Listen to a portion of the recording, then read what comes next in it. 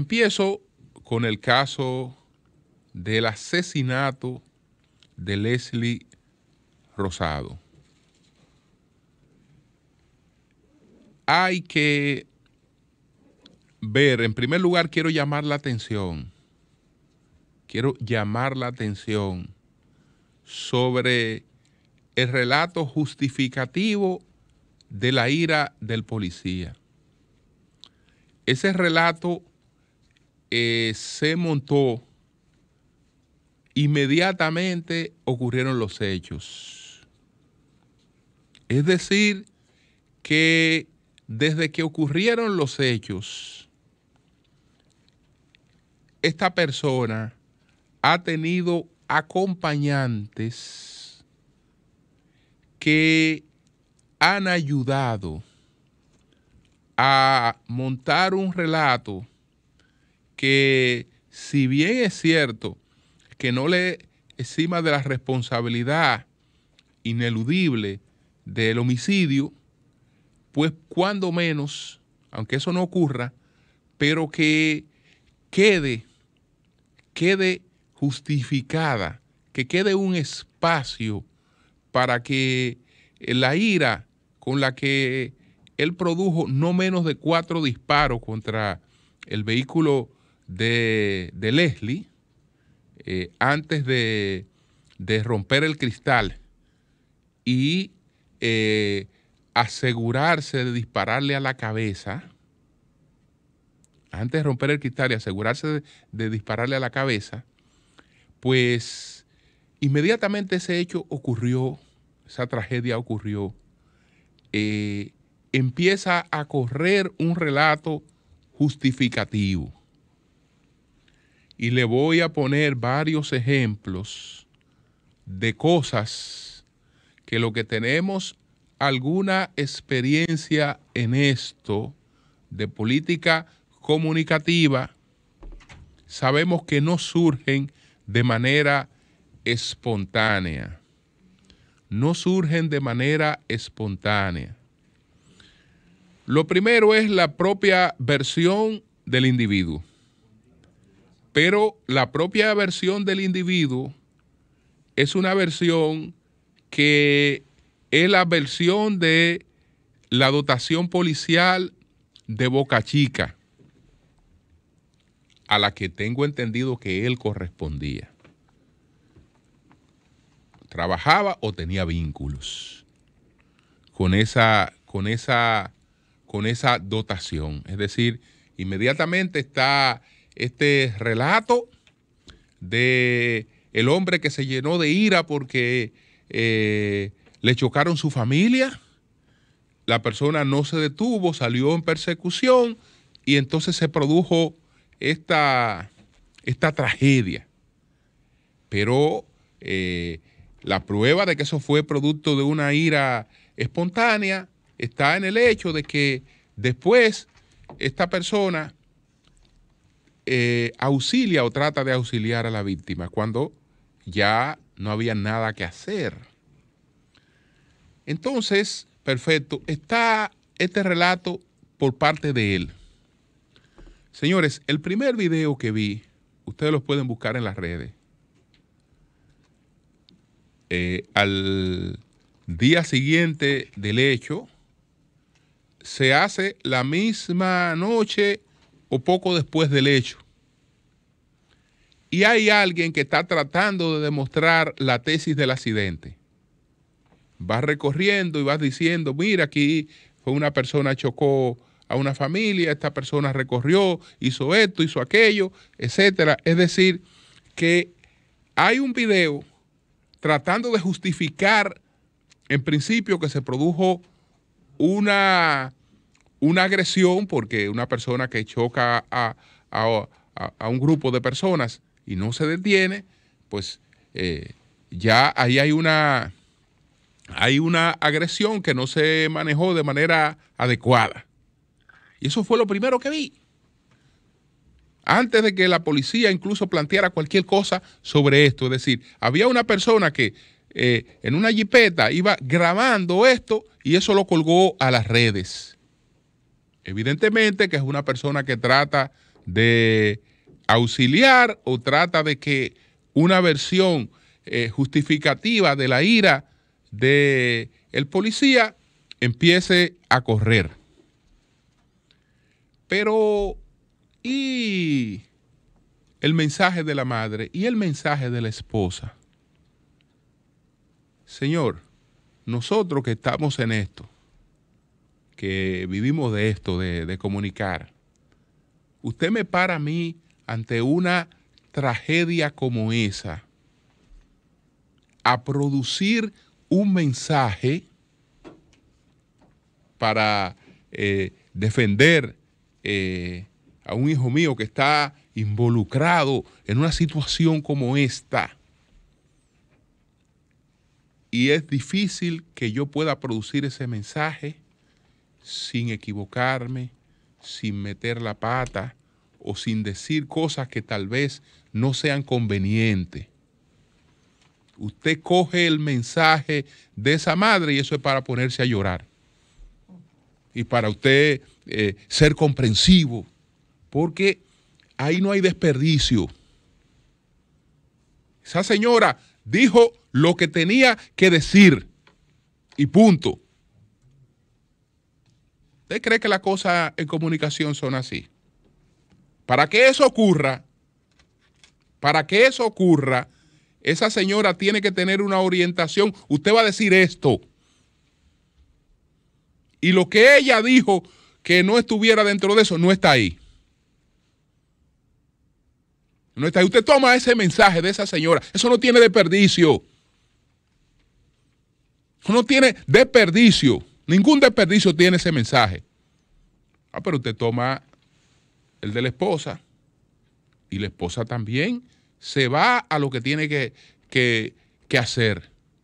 Tratar de conmover a la opinión pública sobre la parte positiva del hombre, etcétera, que lamentablemente se vio en esa circunstancia y que si tal vez ella se para, esto no habría ocurrido. Ella es la culpable de que tenga 2 tiros en la cabeza, de que le hayan volado los sesos. Ella es la culpable. Porque ella chocó y no se paró.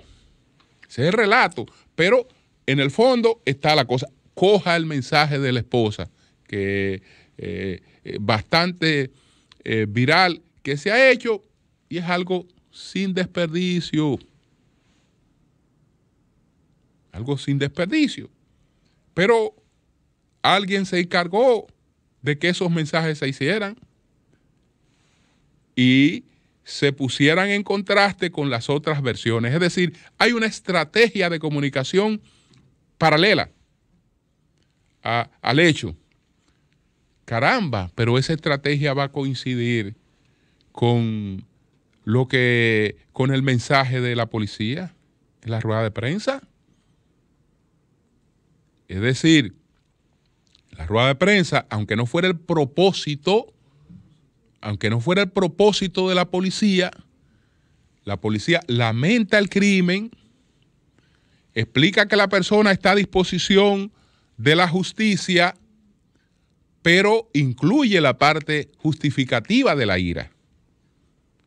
Se produjo, da por un hecho que esa persona andaba con su familia, que fue chocada, etcétera, y que se produce entonces una reacción.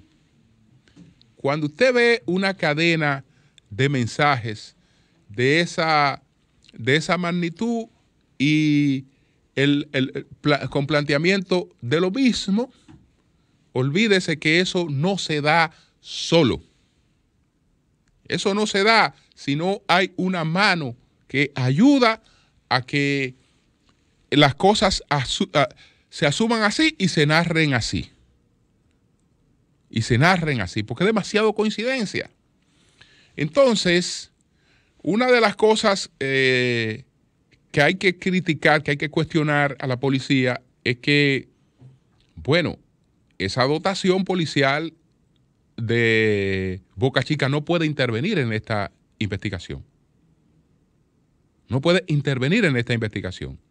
Y la policía debió, aunque aquí teóricamente la investigación está en manos del Ministerio Público, pero eso es teóricamente, de esas cosas que nosotros hacemos para decir que estamos avanzando, pero que el Ministerio Público no tiene las posibilidades ni los recursos de lo que dispone la policía. Es decir, la investigación policial, las cosas que pueda hacer la policía para llevar a cabo una investigación real son de una gran importancia para el trabajo del Ministerio Público.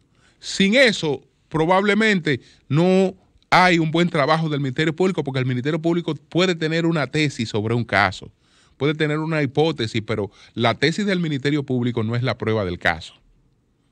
La prueba del caso están en las pericias policiales. Están en las pericias policiales.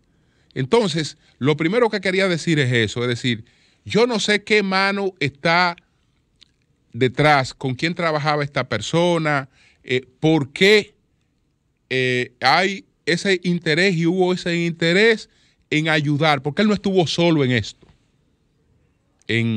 digamos, en la respuesta comunicativa a la tragedia, a la crisis en la que él se encontraba. Él no tuvo, es decir, él ha tenido una respuesta de crisis bastante bien articulada, que la ha tenido en este caso. Entonces, evidentemente que hay gente que está ayudando de manera espontánea o lo que fuera, pero hay gente que le ha estado metiendo la mano. Hay gente que ha estado ayudando en ese sentido. Varias hipótesis en ese entorno operan bandas que precisamente saben que en ese club náutico van gente adinerada que celebran actividades sociales de ahí, y hay historia de varios casos de personas que supuestamente han chocado, y todo se trata de un intento de chantaje. De chantaje para quitarle dinero a esa persona. Es decir, que es la historia conocida de que supuestamente usted, cuando viene a ver, le dio a un motorista. Usted no se enteró que le dio al motorista, pero el motorista está tirado ahí. Usted le dio y ya usted sabe lo que se forma. En ese entorno, ese no es el primer caso.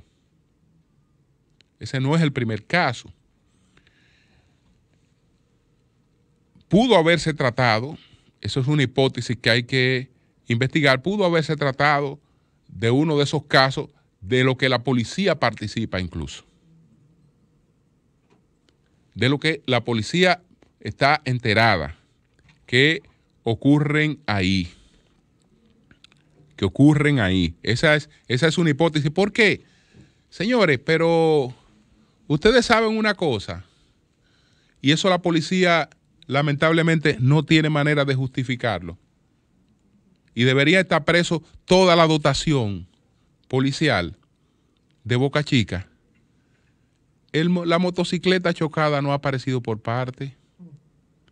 La motocicleta de la que se habla, que es una motocicleta limada, ilegal, etcétera, es la de la persona que se entregó ayer. No la motocicleta donde supuestamente estaba esta familia que fue chocada. Esa no ha aparecido. Las características de esa motocicleta no la conocemos. Sencillamente no ha aparecido. Se justifica que no haya aparecido esa motocicleta inmediatamente.